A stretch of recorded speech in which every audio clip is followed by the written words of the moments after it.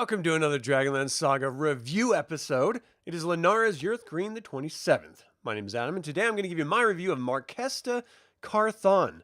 I don't know why I keep saying Marquesta. It's actually Maquesta Kar-Thon by Daniell. I'd like to take a moment and thank the DL Saga members and invite you to consider becoming a member by visiting the link in the description below. You can even pick up DragonLance gaming materials using my affiliate links. Check out the shirt. What? Yeah, I got an unboxing for this coming on Wednesday, so in a couple days. So look forward to that. All right, this is my perspective only. If yours differs, that's okay. We can have different opinions. Leave your thoughts in the comments below, or if you're joining me live, welcome and say hi. All right, so the way these things work is traditionally I would give you my pre-written review, but I don't have time for that. So I'm just going to riff on the story and the characters a little bit. If you want to throw out your thoughts about Dragonlance or Maquesta Kar-Thon or this novel or Daniell or anything, you can put them in the comments. And then after this review, we'll just sort of riff a little bit. This is Sunday for me. I have nothing to do. So let's have some fun. You know what I should have done is had a drink, but it is really early and that would mean I have a problem, which I definitely don't have. All right. So Maquesta, why do I keep saying Maquesta? Do you guys do that too? Am I the only one? Maquesta Kar-Thon is a pirate, and she's actually a half-elf, which I did not know until reading this. I don't remember it ever mentioning it in the Dragons of Spring Dawning, in the third Dragonlance Chronicles book, where she was introduced originally. But this whole Villains and Warriors series of books are about tangential characters and just fleshing them out a little bit. So we've had ones on some really interesting characters. This one, I didn't know really anything about her, but I like pirates just like anyone else. Like, who doesn't love pirates? And this is a pirate story, and it is a great pirate story. I kept thinking back on being a kid and watching those black and white Sinbad of the Seven Seas movies, like the old black and white ones with like claymation animation when it came to like monsters and stuff. Super cool stuff. But that's what this novel is, except it's set in Dragonlance, the greatest fantasy setting ever, right? Which is very exciting because, like, let's be fair. Most of Dragonlance is over the land, dungeon, and dragonflight adventuring. There's not a whole lot of seafaring adventuring. We get a little taste of it from time to time, but nothing really enough to sink our teeth into. This is all on and under the seas. It's really great. And it deals with the Minotaur Isles. It deals with all of the Blood Sea Isles in the northern area. It's actually eluding my memory, the name of the town and stuff. Hey, Corey, how you doing, man? But this is a great story. Okay, so Maquesta Kar-Thon is this young half-elf who her mother disappeared during a time when, let me look at the notes here. There was a bounty during, around like 1330 Alt Cataclysm.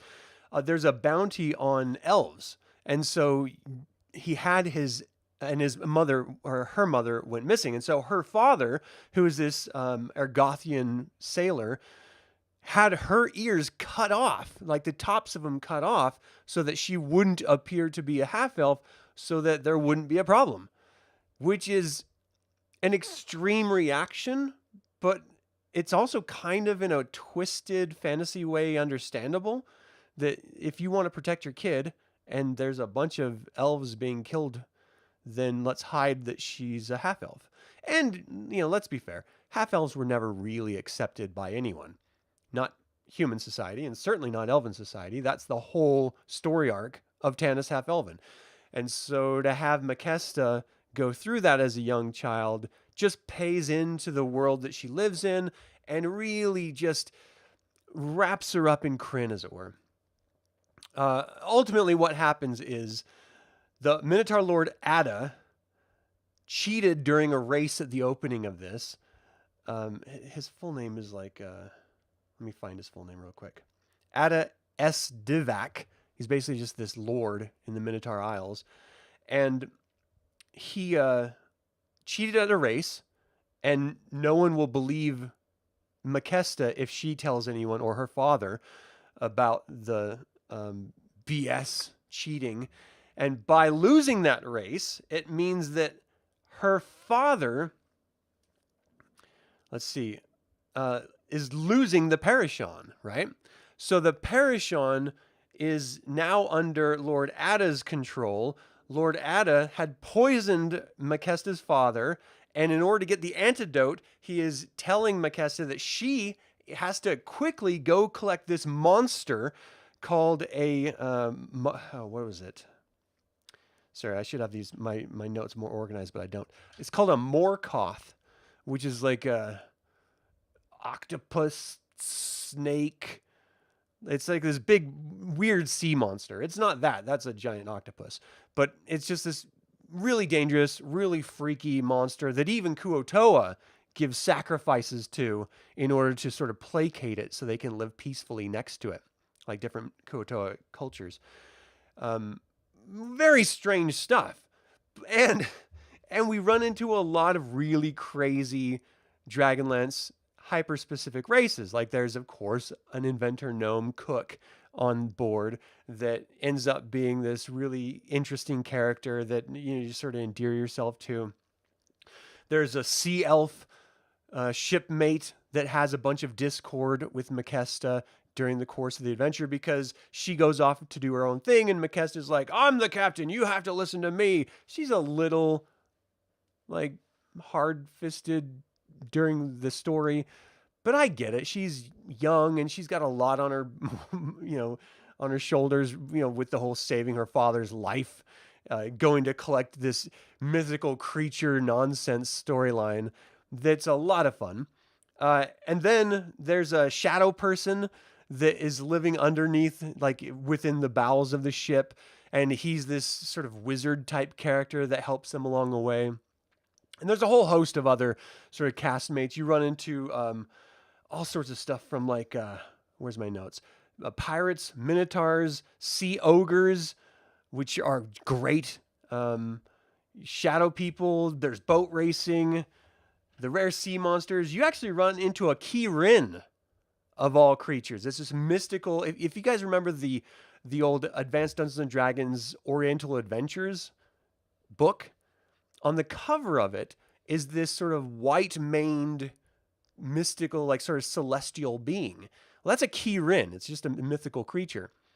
And it was first introduced in Dragonlance in the original Soulforge Choose Your Own Adventure novel, where you play as Raceland Magir and you're trying to go through your test of high sorcery. I've done playthroughs of that book and I failed every time on this channel. I even created a video version of that Choose Your Own Adventure, the Soulforge. So if you go to dlsaga.com, you can, without having to read the novel, just using my website and watching the videos, you can play through the entire Soulforge book virtually through me reading the different passages for you as you choose your own adventure and use the character sheet on my website in order to play through it. It's very fun. It's very cool. It's just a neat little thing you can do. But it was a pain in the ass to make, so I'll never do another one. Even though there's like 4 other Dragonlance Choose Your Own Adventures. It's just a lot to put together. But it was a lot of fun to do, so I had a good time. Anyway, we see a Krynn that ends up helping them along the way as well. You get these, not just kuo-toa that come up to try to kill them, but you run into like the sea imps from the Blood Sea of Istar. And watching them tear apart the Perechon and taking people overboard and stuff, it just reminds me that we need more sea adventures in Dragonlance. I did a whole series on the Dragonlance YouTube channel, well, the one you're on right now, about seafaring adventures. Waterborne adventuring is sort of the nomenclature I was using based on Advanced Dungeons and Dragons. But it talks about all the seacoast around and within the Blood Sea of Istar based on the later DL modules that go into specifics about what creatures are found where and in different regions and stuff. It's a very thorough series that talks about introduction to seafaring and waterborne adventuring and different types of ships and stuff like that. It's definitely worth watching if you ever want to get into waterborne adventuring. But Dragonlance is perfect for it. Not only do you have the entire span, the spine of Taladas, between the continent of Taladas and the continent of Ansalon, you have the entire Blood Sea. You've got all these gulfs and straits all around the continent. I mean, it is ripe for waterborne seafaring adventures. You could even go like the Isle of Gargoth. You can go all the way off to the Ilyatha. Oh, I can't remember. The Tarmax home.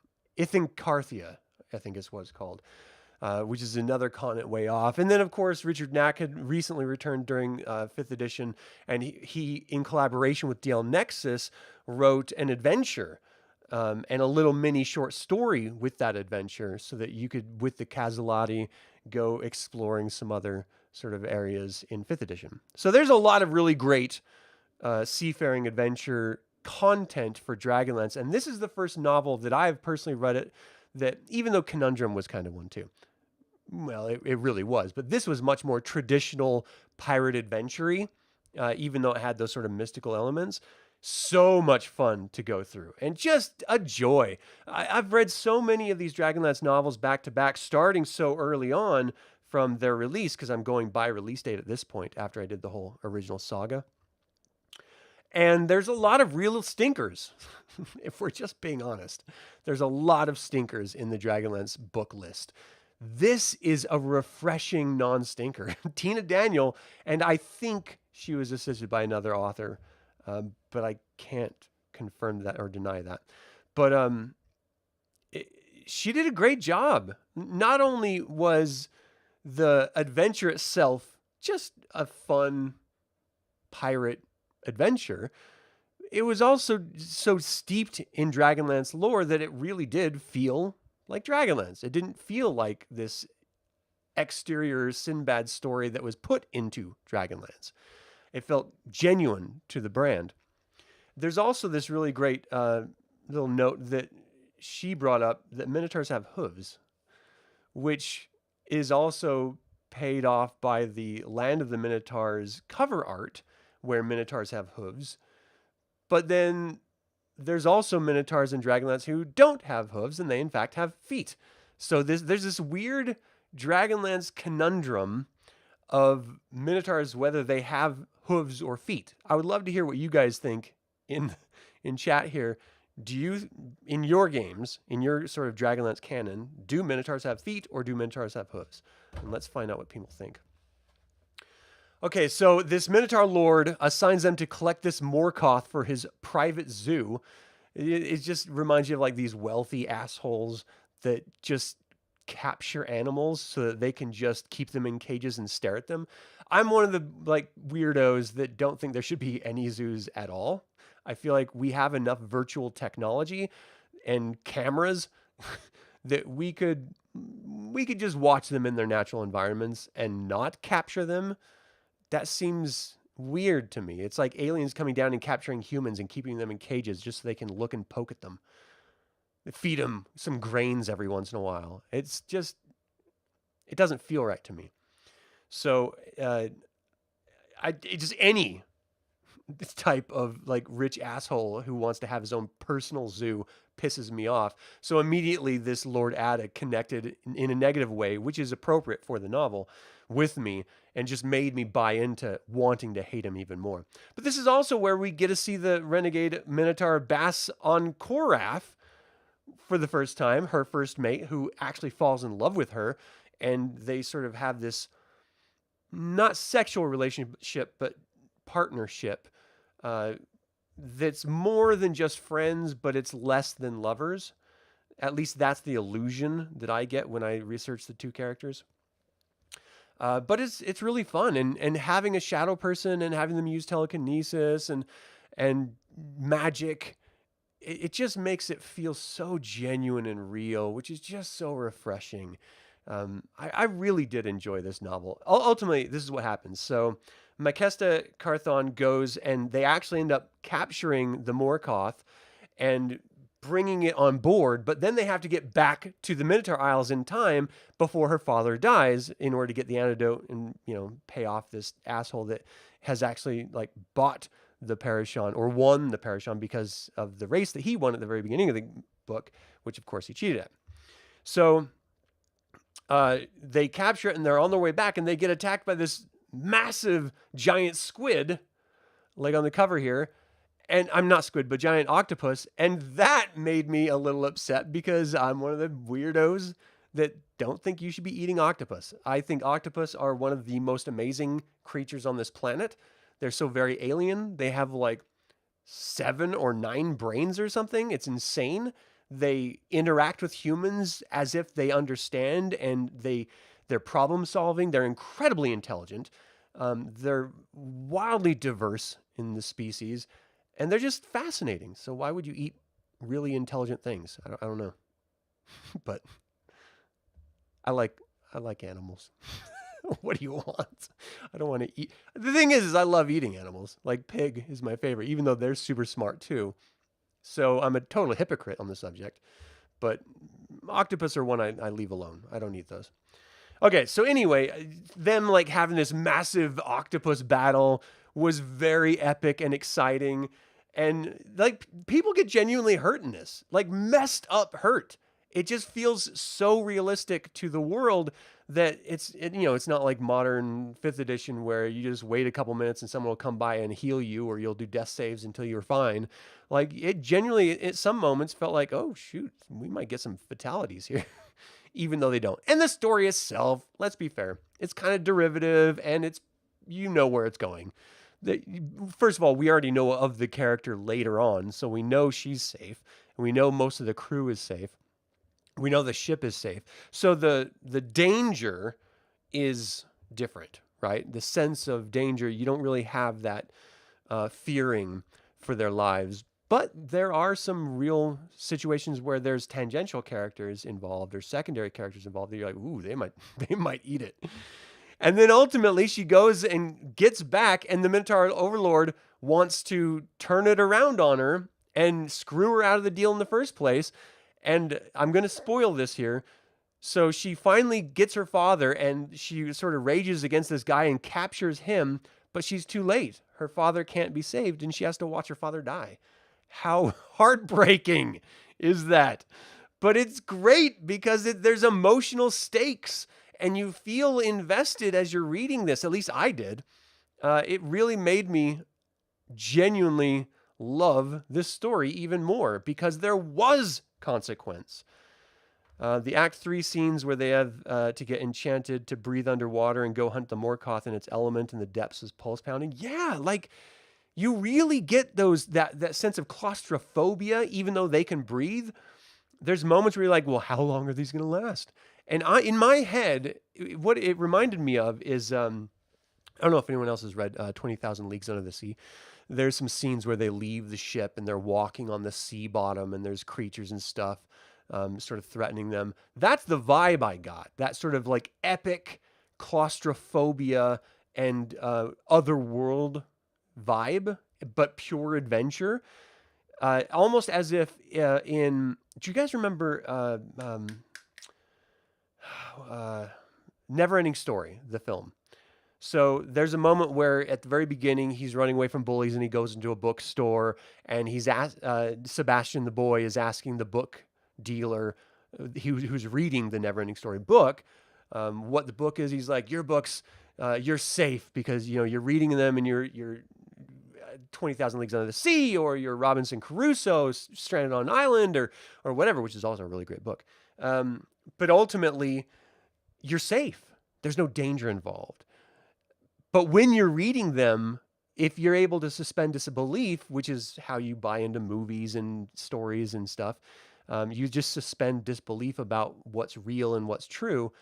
You do feel scared and you do feel lost and you do feel claustrophobic and you do get that vibe from this book, which is at least I did, which was a really exciting experience. Because normally I'm just like, all right, I already know these stories because I've read them when I was a kid. I never read this one. And most of the stories, again, are kind of stinkers. So you're not really invested. But because this was different, because I liked the character, because I didn't know anything about her past, and I didn't know anything about this adventure, I bought into it, and I had a great time. All right, so let me see what you guys are saying here. It's a wonder Tanis didn't do that to himself. Yeah, I could see him doing something like that. I don't know. He's, especially if Kitiara asked him to when he was younger in order to blend in, I feel like he probably would have, but I don't know.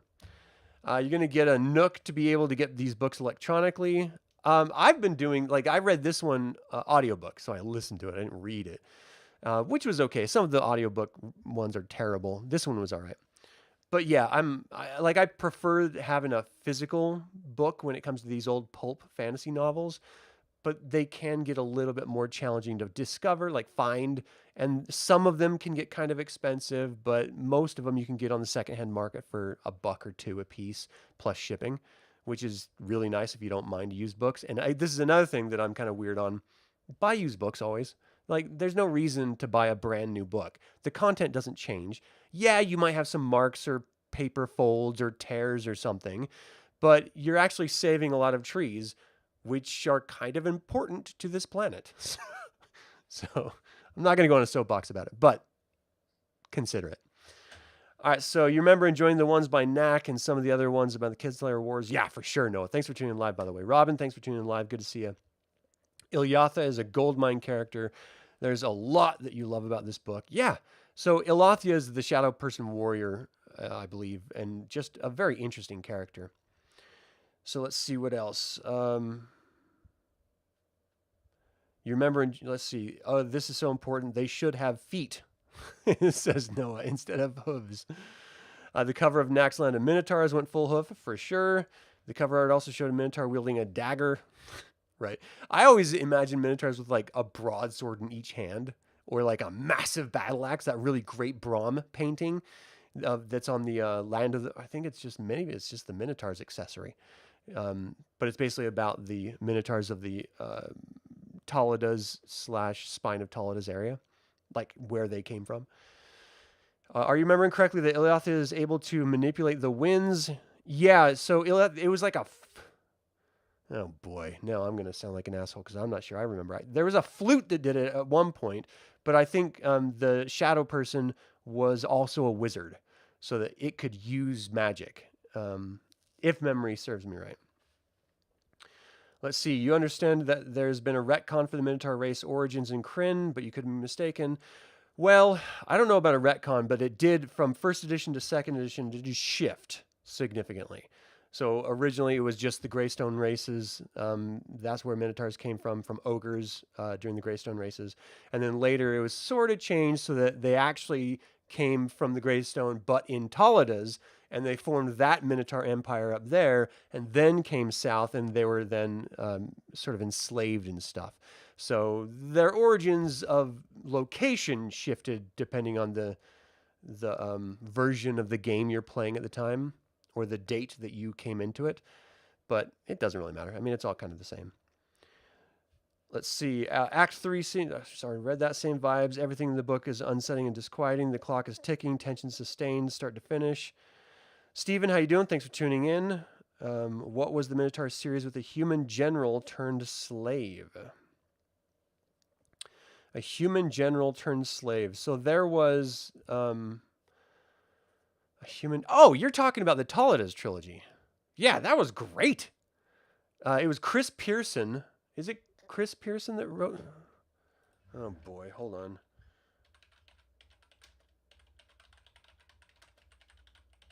That was a great trilogy. It is just called the Taladas trilogy. So it is Chris Pearson that wrote those. He also did the King Priest trilogy. Great author, by the way. And it is really good. If you've never heard anything about Taladas, or you're just not a big fan of Taladas from the second edition supplements, you should read that trilogy, because it's... And I have reviews of it on this channel. It's really good. And it's one of those Dragonlance trilogies that's up there, like among the best of the best. So if you like Dragonlance and you haven't read it yet, do yourself a favor and check it out. Thanks for bringing that up. That was a great one. So no finesse weapons for Minotaurs, please. Yeah, seriously.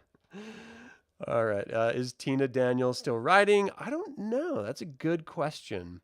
She's done a bunch of stuff, and she's incredibly talented. So I don't know. I'm gonna see if I can find really quick like a list of books. She did Darkheart. She did The Companions. The Companions was another one that was really wacky and weird, where Tasselhoff Burfoot was evil, and he like there's this whole sequence where he's making minotaurs change the paint color of walls as an evil Kenter. It's just silliness and ridiculous. It's a little bit of fun, but it's also kind of weird and dumb. And Darkheart is I had some issues with it, like just from the age and the sexuality and stuff with Kitiara. But if you haven't read those two, you should, because it's the meeting sextet novels.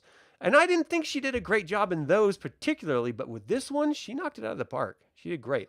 So I don't know what else she does, but Minotaur's make great stealth scouts that can sneak up on elves.